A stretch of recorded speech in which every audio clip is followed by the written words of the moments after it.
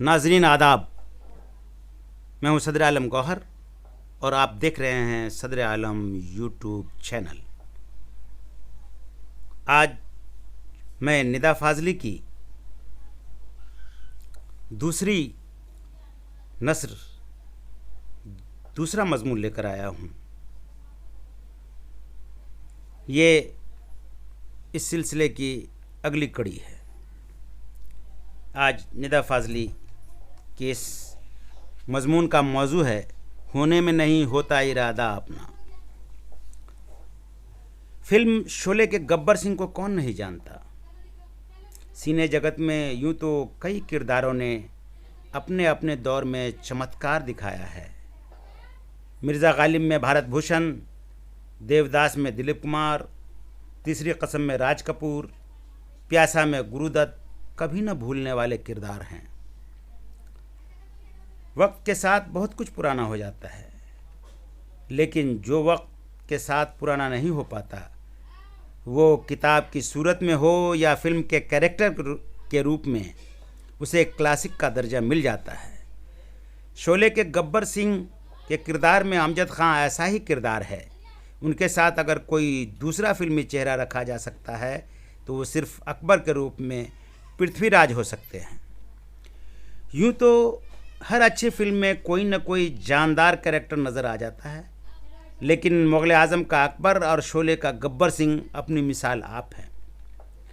पृथ्वीराज के बाद बहुत से अकबर बनाए गए। अमजद खां के बाद भी कई गब्बर सिंह दिखाए गए, मगर उनमें से किसी में पहले जैसी बात पैदा नहीं हो सकी।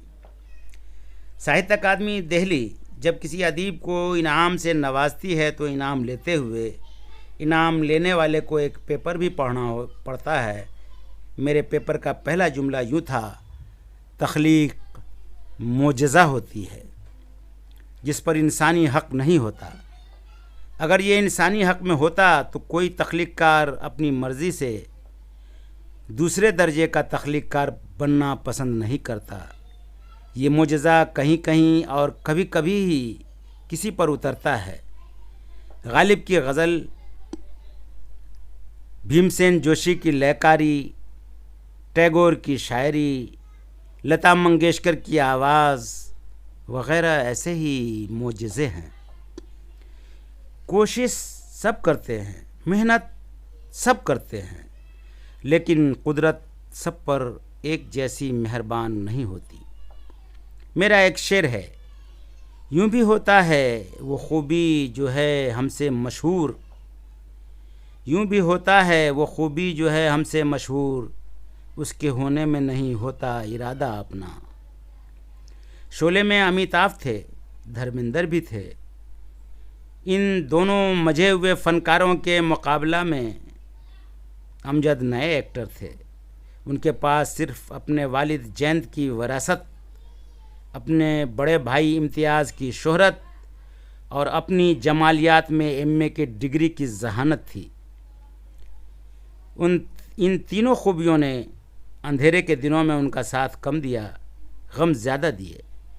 लेकिन जब वो शोले के इंतखाब में कामयाब हो गए तो वो फिल्म का ज़रूरी हिस्सा बन गए और फिल्म रिलीज़ होने के बाद नाजरीन ने इस बड़ी कामयाबी का ताज अमजद खां के सर पर रखा। ये फिल्मी दुनिया की तारीख़ की पहली फिल्म थी जिसने न सिर्फ बॉक्स ऑफिस का नया रिकॉर्ड कायम किया, उसके मुकालमों के कैसेट भी बने और उन्होंने भी पूरे मुल्क में हंगामा मचाया। इन कैसेट की मकबूलियत में अमजद की आवाज़ में मुकालमों की कशिश ख़ास थी। रिलीज़ होने से पहले इस फिल्म के स्टाफ में अमजद की यही आवाज़ काफ़ी तनाज़ा का सबब बनी हुई थी। उनकी आवाज़ क्योंकि उन दिनों की आम फिल्मी आवाज़ों से मुख्तलिफ और नई थी, इसलिए स्टाफ में शामिल कई लोग चाहते थे कि गब्बर के कैरेक्टर के लिए किसी दूसरी भारी भरकम आवाज़ का इस्तेमाल किया जाए। वो उसके सारे मुकालमे दूसरी आवाज़ में डब कराने के हक़ में थे। ये तनाज़ा कई दिन चला। अमजद उदास थे पर नए थे। वो लोग जो उनकी आवाज़ के ख़िलाफ़ थे, उनके क्रेडिट में कई कामयाब फिल्में थीं, लेकिन कुदरत अपना फ़ैसला कर चुकी थी, तारीख़ बन चुकी थी और फिल्म अमजद की आवाज़ के साथ ही सिनेमा घरों में लगी। कभी फिल्म किसी एक्टर के किरदार की वजह से देखने वालों के दिलों में उतर जाती है। कहा जा सकता है कि अगर अमजद की जगह उसी किरदार के लिए किसी और फनकार को लिया जाता तो शोले को उतनी कामयाबी नहीं मिलती। अमजद गब्बर सिंह के लिए बने थे और गब्बर अमजद के लिए। अमजद से जब भी उनकी इस कामयाबी के बारे में पूछा गया तो वो आगा हश्र का वो शेर सुनाते थे जो महबूब खां के बैनर पर हमेशा इस्तेमाल होता था। मुद्दई लाख बुरा चाहे तो क्या होता है, वही होता है जो मंजूर खुदा होता है। अमजद के लिए ये कामयाबी खुदा की ज़ात पर उनके यकीन की देन थी। उनका ये यकीन जुमा की हफ्तवारी नमाज तक ही महदूद था। इस अक़ीदे पर वो किसी किस्म की तनकीद बर्दाश्त नहीं करते थे। एक बार कामरेड A.K. हंगल, जो मज़हब को अफ़ीम का नशा और ख़ुदा को गरीबों का इस्तेहसाल करने का सरमायादारों का एक हथियार मानते थे, अमजद के अक़ीदे से इनकार कर रहे थे। थोड़ी देर तो वो खामोश रहे, मगर जब हंगल साहब की दलीलें हद से आगे बढ़ने लगीं तो वो फिल्म दादा के नरम दिल हीरो से गब्बर सिंह बन गए और इस तब्दीली से बने बनाए सेट पर कई घंटा शूटिंग रुकी रही। शूटिंग रुकने से फिल्म साज का नुकसान हो रहा था और पठान अपने खुदा की शान के साथ अलग एक कोने में पूरी आन बान से चाय पी रहा था। जब अमजद का गुस्सा कम होने में नहीं आया तो फिल्म साज के कहने पर ख़ुद A.K. हंगल उठकर अमजद के सामने गए और उसकी नाराज़गी को बहलाने के लिए एक मशहूर शेर सुनाने लगे। फ़ानूस बन के जिसकी हिफाजत हवा करे, फ़ानूस बन के जिसकी हिफाजत हवा करे, वो शम्मा क्या बुझे जिसे रोशन खुदा करे। इस शेर को सुनते ही अमजद का गुस्सा मुस्कुराहट में बदलने लगा और वो हंगल साहब से कहने लगे ... बुजुर्गवार खुदा था, है और रहेगा, हम आप आते रहेंगे जाते रहेंगे, आइए शूटिंग करें। इटली में एक देवता जीनस नाम से है, उसका मंदिर रोम में है। उसी देवता के वो चेहरे हैं। एक चेहरे से वो रोता हुआ दिखाई देता है, दूसरे चेहरे से वो हंसता हुआ नज़र आता है। मैंने एक गीत का मुखड़ा इसी देवता से तहरीक पाकर लिखा था, उसे जगजीत सिंह ने गाया है। जीवन क्या है, चलता फिरता एक खिलौना है, दो आँखों में एक से हंसना एक से रोना है। जीवन क्या है, चलता फिरता एक खिलौना है, दो आँखों में एक से हंसना एक से रोना है। अमजद की ज़िंदगी में भी आंसू और मुस्कान की बराबर की हिस्सेदारी रही। उन्हें जितनी खुशी मिली थी उससे कम गम नहीं मिले, लेकिन हर हालत में उनके मिजाज और जीने के अंदाज में कोई तब्दीली नहीं आई। जब वो कामयाबी की बुलंदी पर थे, मुंबई के एक पिकनिक स्पॉट खंडाला के रास्ते में एक ऐसे ज़बरदस्त हादसे का शिकार हुए जिसने लंबे अरसे तक उन्हें बिस्तर से नहीं उठने दिया।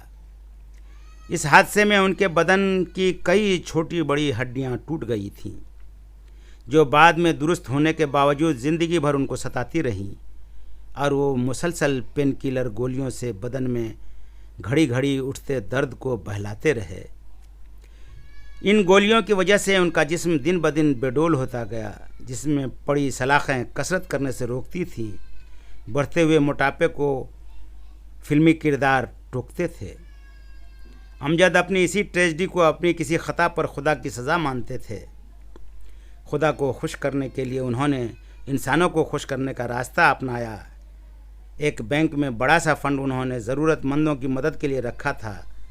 इंडस्ट्री का कोई भी शख्स ज़रूरत के वक्त उनका दरवाज़ा खटखटा सकता था और ज़रूरत के वक्त वहाँ से मदद पा सकता था। खंडाला की ट्रेजेडी ने उन्हें पहले जैसा तो नहीं रखा, इसके बावजूद वो अपनी फिल्में भी बनाते रहे,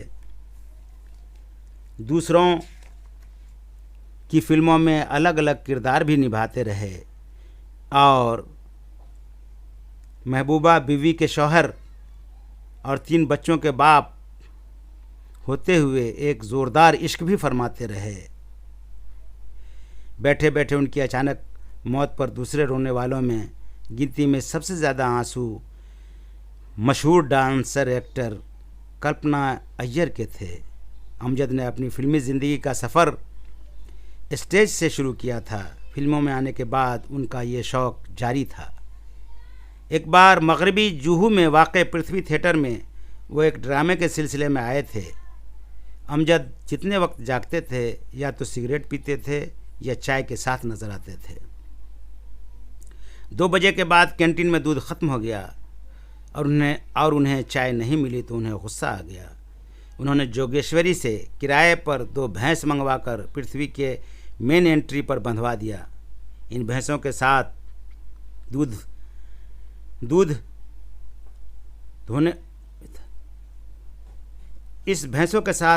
दूहने वाला भी था। भैंसों ने दूध कम दिया, थिएटर ज़्यादा गंदा किया। इस गंदे को लेकर थिएटर स्टाफ ने शशि कपूर को फ़ोन किया। शशि कपूर भागे भागे आए और मुस्कुराते हुए अमजद से बोले, भाई हमारे बुज़ुर्ग भी पेशावर से आए थे, लेकिन बम्बई ने हमारी पठानी को ख़त्म कर दिया। तुम भी 2 नस्लों से बम्बई में बसे हो, अब तुम भी पठान से इंसान बन जाओ। शशि अमजद के दोस्त थे। उनके कहने के अंदाज़ पर उन्हें भी हंसी आ गई और भैंसें जहाँ से आई थी वहीं चली गईं। अमजद की मौत कुदरत के एक मोजज़ा की मौत है जो कभी कभी होता है और आने वालों के साथ चला जाता है। खुदा था, है और रहेगा, गालिब का शेर है। न था कुछ तो खुदा था, कुछ न होता तो खुदा होता। न था कुछ तो खुदा था, कुछ न होता तो खुदा होता। डुबोया मुझको होने ने, न होता मैं तो क्या होता। डुबोया मुझको होने ने, न होता मैं तो क्या होता। शुक्रिया। अगले वीडियो में मैं फिर मिलूँगा निदा फ़ाज़ली के किसी दूसरे मज़मून के साथ, किसी दूसरी नस्र के साथ, किसी दूसरे आर्टिकल के साथ, और उसमें क्या क्या खूबियाँ हैं यह आप ख़ुद महसूस करेंगे। तब तक के लिए मुझे इजाज़त दीजिए। शुक्रिया, बहुत बहुत शुक्रिया। फिर मिलते हैं। अगर आपने मेरा चैनल सब्सक्राइब नहीं किया है तो प्लीज़ सब्सक्राइब कर दें, लाइक और कमेंट के बटन पर भी ध्यान दें और घंटी के बटन को भी दबा दें ताकि आपको मेरा नया नया वीडियो मिलता रहे और इसकी खबर आप तक पहुंचती रहे।